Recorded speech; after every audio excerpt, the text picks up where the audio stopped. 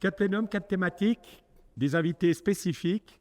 Ils vont présenter le sujet qu'on leur a soumis.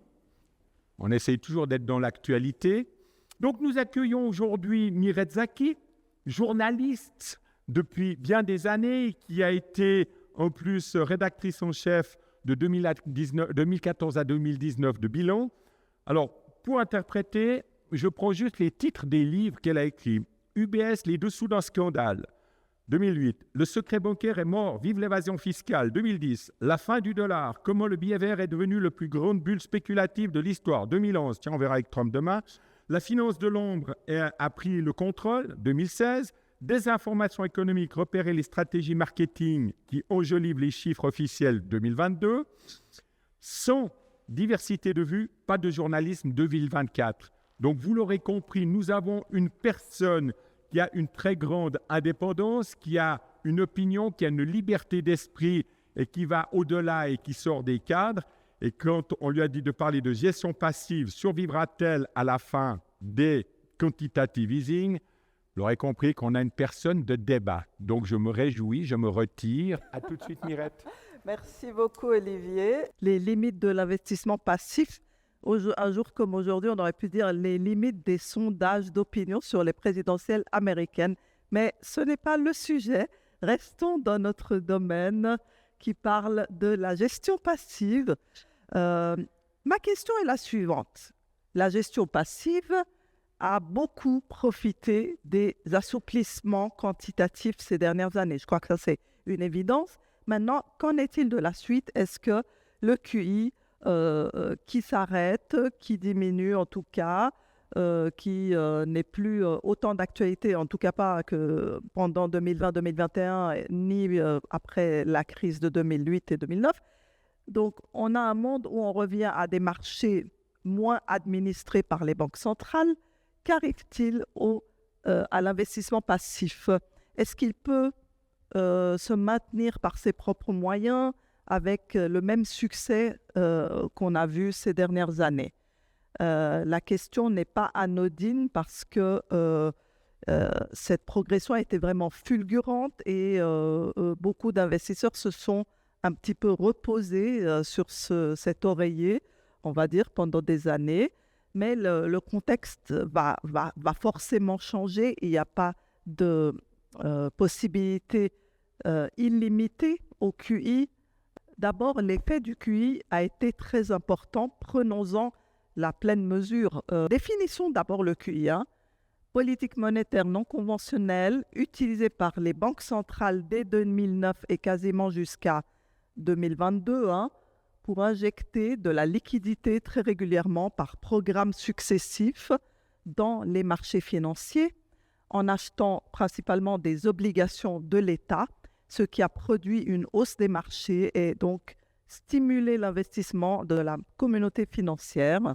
Le prix des actifs en a manifestement profité. Je trouve qu'on ne le dit pas assez. Je trouve qu'on parle beaucoup de la hausse des marchés comme ça dans l'absolu, en donnant très souvent le plein mérite aux entreprises. Mais on devrait mieux tenir compte de cet apport qui a été quand même phénoménal pour la valorisation des actifs ces dernières années. Un graphique qui est très facile à trouver, qui est sur le site de la Réserve fédérale américaine, c'est le bilan de la Fed qui inclut tous les actifs qui ont été achetés sur les marchés. C'est essentiellement ça dont se composent ces trilliards, ces trillions, où on voit que dans les années 2007-2008, avant la crise financière, on était à une politique monétaire traditionnelle, normale, où on avait encore un petit montant de 700 milliards de actifs sur le bilan de la Banque centrale américaine. Suite aux différentes opérations et avec des amplitudes qui n'ont fait qu'augmenter et devenir toujours plus spectaculaires, notamment pendant le Covid, en 2020, on a eu des injections tellement phénoménales qui ont représenté jusqu'à 9 000 milliards pour redescendre aujourd'hui dans les 7 500 milliards, parqués toujours sur le bilan de la Fed. Ça veut dire quoi? Ça veut dire qu'on a eu l'équivalent d'un fonds d'investissement, d'un gros investisseur qui aurait mis ce montant dans des obligations et par effet positif, qui aurait bénéficié aux actions de ces mêmes entreprises. Voilà à quel point cette injection a favorisé le marché. De la même façon, la Banque centrale européenne a injecté très massivement. Je n'ai pas mis la ventilation des différents types d'actifs, mais en gros, c'est des obligations d'État également, européennes, achetées par la BCE durant toutes ces années, avec aussi une amplitude qui n'a fait qu'augmenter, puisque la BCE a largement suivi la politique non conventionnelle de la Fed, et elle est arrivée aussi dans des niveaux de plus de 8 000, presque pratiquement 9 000 milliards d'euros, avant de redescendre un petit peu, mais pas complètement. On reste quand même avec tous ces actifs toujours parqués sur le bilan de la BCE. Bon, maintenant, question intéressante, que se serait-il passé si tous ces milliards n'avaient pas été injectés dans les marchés? On trouve très peu d'études sur ce sujet, bizarrement, alors que pour moi, c'est quand même la question qui compte. Dans quelle mesure ces QI ont bénéficié aux indices boursiers?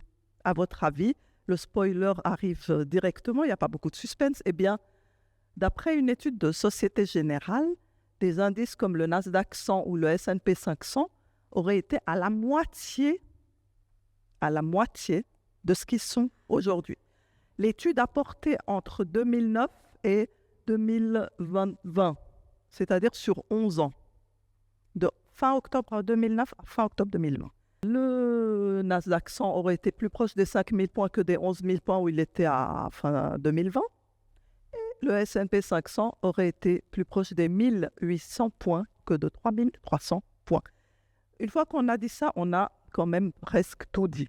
Représenté graphiquement, voilà en rouge ce qu'auraient été les indices sans les achats de la Fed et en bleu ce qu'ils ont été. On voit surtout le Nasdaq 100, une énorme hausse. Il faut aussi être objectif et rappeler à quel point les GAFA et les GAFAM plus Nvidia ont énormément boosté ces indices aussi pour des raisons d'ordre fondamental, en raison de la disruption phénoménale qu'ils ont amenée en tant que secteur technologique au niveau d'ailleurs planétaire. Hein. C'était la disruption du siècle. Donc ça a amené aussi une vraie valorisation, un vrai engouement de la part de fonds du monde entier, de fonds souverains du monde entier, etc. Mais voilà la différence quand même pour le Nasdaq 100, malgré l'importance de ce gain fondamental, ce n'est pas du tout la même chose avec ou sans les interventions de la Fed qu'on voit en bleu. Bon, tout ça a évidemment énormément profité à l'industrie de l'investissement passif. Vous pouvez voir qu'en 2012, en bleu foncé, la partie du bas, on a la part des investissements passifs dans les fonds de placement américains. Cette étude qui a été faite par Bloomberg et, sur les fonds américains montre qu'il n'y avait que 33% qui étaient gérés passivement contre 67% gérés activement. C'était la manière de gérer, c'était la gestion active. Puis on arrive à 2023 où clairement la gestion passive a pris le dessus en raison du succès phénoménal induit, encore une fois, ce qui est rarement souligné par l'apport des banques centrales. Ces dernières années, c'est clairement l'investissement passif qui a été le name of the game, qui a pris le dessus pour ces raisons évidentes. Pour dire comment ça s'est passé, les fonds actifs se sont même vus retirer des avoirs. Il y a eu des nouvelles allocations, plus des transferts d'avoirs de fonds actifs réalloués à des fonds passifs pour réduire les coûts, puisque le marché générait de lui-même sa performance et que la découverte de prix et d'alpha devenait moins attrayante et apportait moins de valeur ajoutée sur un marché qui monte tout seul. Bien, maintenant, on est arrivé fin 2023, 2024, on fait le constat, parce que le QI a diminué, parce que les marchés deviennent plus normaux, entre guillemets, on fait le constat qu'on allait faire, qui devait arriver, hein, qui est de se dire, bon, aujourd'hui, qu'est-ce que c'est que l'industrie de la gestion passive? Eh bien, c'est quand même pas les avantages que l'on croit.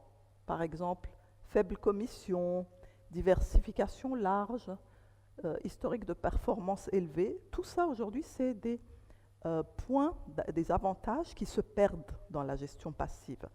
Évidemment, ce constat vient d'un hedge fund qui constate ça, qui a intérêt à le constater, dont j'ai lu l'étude de l'année dernière et qui a décortiquer vraiment en détail ce que apporte ou n'apporte pas la gestion passive pour arriver à la conclusion que, mais c'est factuel, hein, que ces bénéfices se perdent. Il a par exemple surtout analysé le S&P 500, qui est l'indice pour des fonds indiciels par excellence, hein, pour des ETF, et qui n'est pas représentatif des 500 plus grandes entreprises américaines et encore moins du marché américain au sens large, de moins en moins. Pourquoi ? Parce que, par définition, les boîtes qui sont incluses, c'est celles qui ont le plus augmenté, c'est celles qui pèsent le plus et qui continuent à être achetées par des fonds.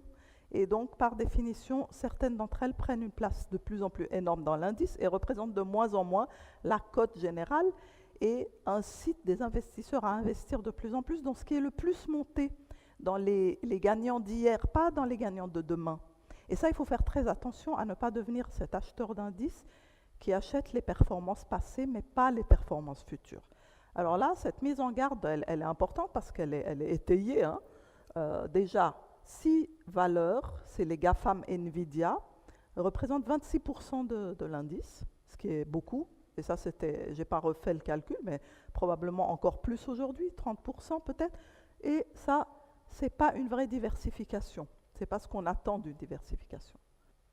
Pendant ce temps, il y a des titres qui ne sont pas inclus dans l'indice, qui sont des small caps, des mid caps. Celles-là ont des valorisations actuellement beaucoup plus attrayantes parce qu'elles ont été négligées par les ETF, par les gros fonds. Et donc celles-là, l'investisseur qui cherche vraiment une performance, un potentiel, il n'est pas exposé. Il se voit moins offrir ces possibilités. Ça, ce n'est pas les gains qu'on aimerait avoir. Même si les commissions à l'entrée sont faibles, si c'est pour acheter des titres qui sont très fortement valorisés, eh bien, on perd en performance ce qu'on gagne en frais. En fait, c'est ça ce qu'on veut dire. Autre exemple, quand un titre entre dans un indice, il est tellement acheté avant même son entrée qu'il arrive dans l'indice, il est déjà beaucoup plus évalué, il est surévalué pour les mêmes ratios qui n'ont pas eu le temps de changer. Bon, qu'est-ce que ça veut dire? Là, on a l'exemple de Tesla qui a gagné 70% rien que sur la nouvelle qu'il allait rentrer dans l'S&P. Voilà, les acheteurs ultérieurs, ils perdent. Ça s'appelle le Market Impact Cost et c'est quand même un manque à gagner qui fait partie de cette gestion indicielle qui vient chasser des performances plutôt que les devancer. Petit exemple ici de comment, historiquement, c'est les petites valeurs qui ont surperformé, comme vous le savez tous très bien. Elles ont toujours surperformé, elles sont en bleu ciel, elles ont toujours surperformé les large caps, mais à cause des QI, à mon sens, hein, et de cette grosse montée de l'indiciel ces dernières années, les big caps sont surperformés parce que ça a été crowdé, il y a tout le monde qui est allé sur les mêmes gros titres, et finalement, plus on y va, moins le potentiel est grand, et donc on a effectivement eu l'impression que le gain, les perfs des big caps étaient supérieurs, mais c'était pour une durée limitée parce qu'on va revenir aux fondamentaux dans lesquels c'est les small caps forcément qui ont encore aujourd'hui le potentiel et qui ont sur le long terme à venir, qui ont du gain à prendre encore, tandis que les bigs, ils ont déjà fait beaucoup par rapport à leur perspective de bénéfices futurs. On peut aussi raisonner que l'écart de valorisation est aussi important entre le marché américain, visiblement suracheté, et des marchés étrangers, et notamment des marchés émergents qui n'ont effectivement pas fait grand-chose. C'est d'ailleurs d'où l'exemple très souvent cité par les détracteurs des BRICS, ces marchés émergents qui disent mais ces marchés émergents n'ont vraiment pas fait grand-chose la dernière décennie. Eh bien oui, parce qu'ils n'ont pas eu des banques centrales qui ont mis des milliers de milliards pour les acheter. Il n'y a pas eu cet engouement et il y a eu des risques politiques, géopolitiques qui sont toujours là d'ailleurs. Mais aujourd'hui, l'écart de valorisation est très très réel.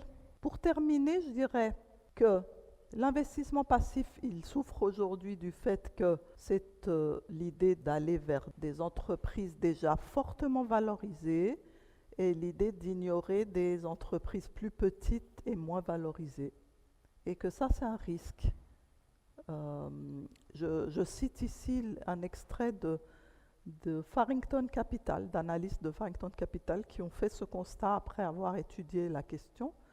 La décision d'ignorer des valeurs plus attrayantes, c'est très souvent le cas en allant dans les gros indices au jour d'aujourd'hui.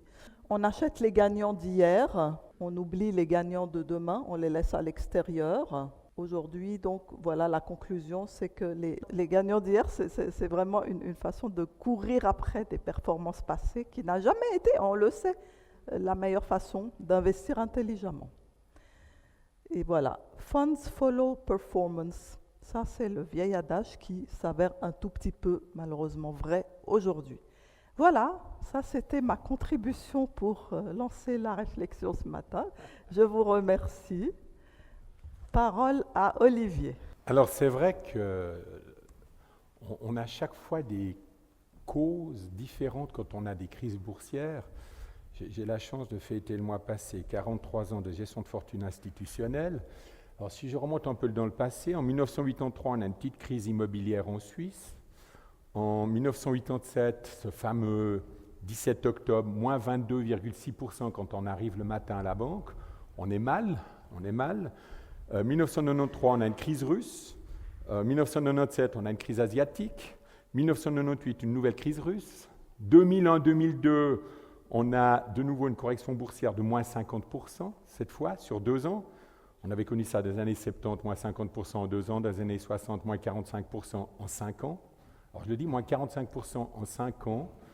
Si on devait faire 20 trimestres de baisse consécutive des marchés, je laisse imaginer les conseils de fondation qui doivent se réunir, surtout qu'en 2007 et 2008, la crise financière des subprimes a conduit aussi à une belle correction.